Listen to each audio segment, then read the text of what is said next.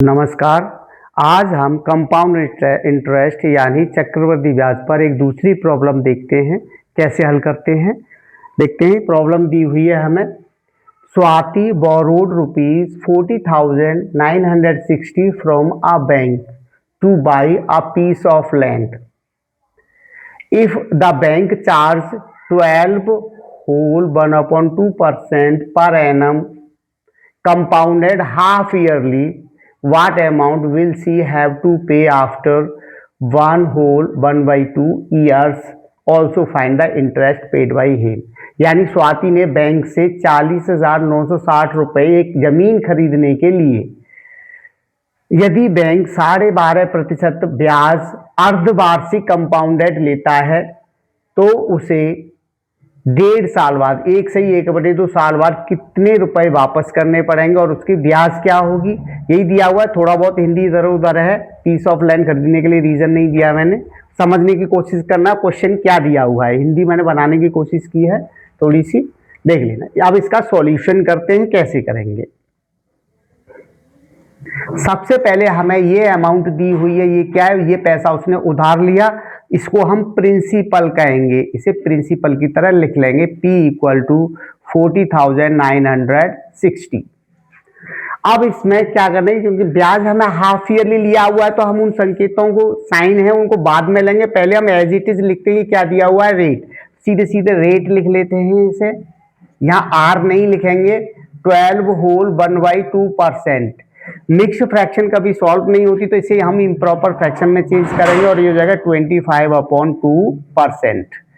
अब टाइम दिया हुआ है इसका 1 whole 1/2 ईयर्स, इसको भी हम होल नंबर में उसमें इम्प्रॉपर फ्रैक्शन में चेंज कर लेंगे।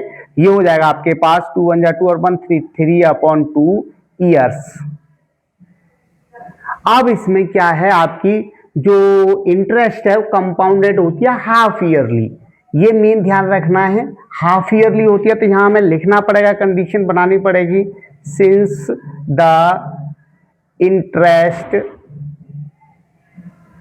कंपाउंडेड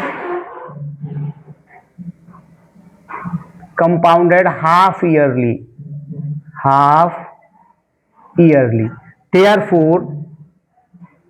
देयरफॉर यहां लिखेंगे हम, क्या करेंगे, टाइम को है n ले लेंगे, n = 2 × टाइम। ये हो जाएगा 2 × 3/2 और ये इक्वल आ जाएगा आपका आगे हो जाएगा 2 से 2 कटेगा 3 हाफ ईयर्स। अब ये ईयर्स नहीं रहे, हाफ ईयर्स हो गए।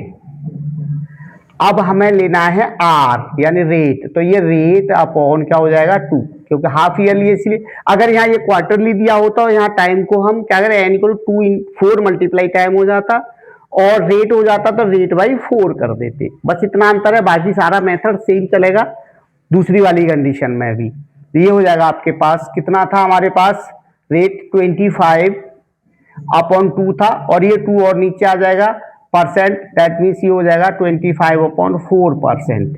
अब वही कंडीशन बन गई पुरानी, उसी के हिसाब से हमें निकालना है, हमें फॉर्मूला लगाना है। पहले अमाउंट निकालिए, A = P 1 + R/100⁻n। यहां इसे सॉल्व करेंगे तो A = आ जाएगा PF 40,960, 1 + R है हमारे पास 25/4, 25 तो ऊपर हो गया और 4 नीचे आ गया 100 के पास, n आ गया 3 हाफ ईयर्स आ गया। अब ये होल नंबर में है तो सीधे सीधे सॉल्व कर दो, पहली वाली कंडीशन लगाने की हमें जरूरत नहीं है। अब यहां हम इसे सॉल्व करेंगे तो ये 25 से 100 कर जाएगा, ये 4 टाइम और ये 16 हो जाएगा और इसकी वैल्यू आ जाएगी 40960, 1 + 1/16 इसे और सॉल्व करेंगे तो ये 4960 और ये हो जाएगा आपके पास 17/16, क्योंकि 1 प्लस होता है तो नीचे वाले नंबर में ऊपर वाला प्लस कर देते हैं और ऊपर लिख जाता है, नीचे वाला नंबर सेम रहता है, 3। इसे और हम आगे खोलेंगे तो ये वैल्यू आ जाएगी आपकी 40960 मल्टीप्लाई 17/16 मल्टीप्लाई 17/16 मल्टीप्लाई 17/16। अब हम यहाँ कैलकुलेशन करेंगे, मल्टीप्लाई और डिवाइड करने में बहुत लंबा टाइम लगेगा, इसलिए हम इनको यही सिंपलीफाई कर लेते हैं। हमें ये चेक करना है ये नंबर और ये नंबर किससे डिवाइड हो जाएगा। इसके लिए हम टेस्ट ऑफ डिविजिबिलिटी लगाएंगे, जो हमने अभी बताई नहीं है, आगे की किसी वीडियो में बनाएंगे और बताएंगे टेस्ट ऑफ डिविजिबिलिटी क्या होती है। तो ये आपका 4 से डिवाइड हो जाएगा, इसके लास्ट के 2 डिजिट्स देके हमने उसे मालूम पड़ गया कि पूरा नंबर 4 से डिवाइड हो जाएगा, और ये तो 4 से डिवाइड होता ही है। हम इसको 4 से डिवाइड कर ले तो 16 कट जाएगा 4 टाइम, और ये पूरा नंबर कट जाएगा आपका 4 से। 4 1 जा 4, 0 का 0, 4 2 जा 8, 1 बचा 4 जा 16 और 0 का 0। अगेन ये नंबर फिर 4 से डिवाइड हो रहा है, क्योंकि लास्ट के 2 डिजिट डिवाइड हो रहे हैं 4 से। 4 से पूरा कट जाएगा ये 1 टाइम, और 4 से ये कट जाएगा हमारे पास 4 2 जा 8, 2 22, 4 5 जा 20, 2 बचेगा 24, 4 6 जा 24, 0। ये पूरा कट गया। अब इसको हम काटेंगे तो यहाँ भी ये 4 से डिवाइड हो रहा है और यहाँ भी यहाँ 4 से डिवाइड हो रहा है, तो इसे भी काट लेंगे 4 टाइम, और ये भी 4 से डिवाइड हो जाएगा। कैसे? 4 6 जा 24, बराबर 4 4 जा 16 और 0। 4 से ये डिवाइड हो जाएगा 16 160 टाइम, और 16 से ये कट जाएगा आपके पास 10 टाइम। पूरा खत्म हो गया कैलकुलेशन। 10 मल्टीप्लाई 17 मल्टीप्लाई 17 और मल्टीप्लाई 17। 10 को बाद में छोड़ते हैं, पहले इनका मल्टीप्लाई कर लेते हैं। 17 का स्क्वायर होता है 289, तो 2 आपके 17 आ गए, इसमें एक 17 और लगा देंगे थोड़ा।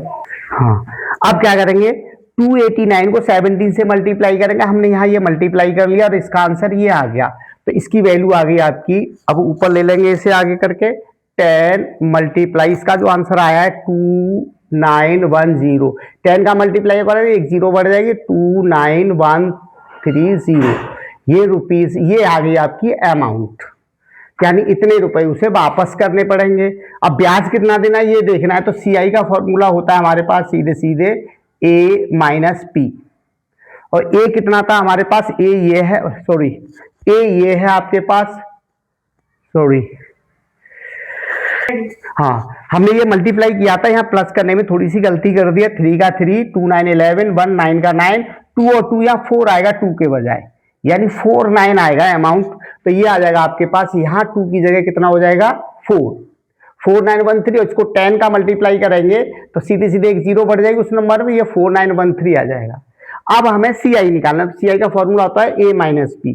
A की वैल्यू आ गई 49130, और माइनस P की वैल्यू कितनी है 40960, और इसकी अमाउंट निकलेगी, इसका आंसर निकलेगा,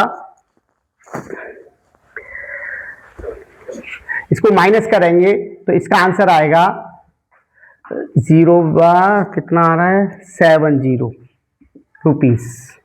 माइनस कर लेना, 0 में से 0 गया ये, और 13 में 6 या 7, यहाँ रह गया 10, 10 में से 9 गया तो 1, यहाँ रह गया 8, 8 में से 0 गया तो 8, और 4 में से 4 गया तो 0, यानी इतने रुपए आपकी, इतने रुपए CI यानी इंटरेस्ट आ गई। ये इसका आंसर है।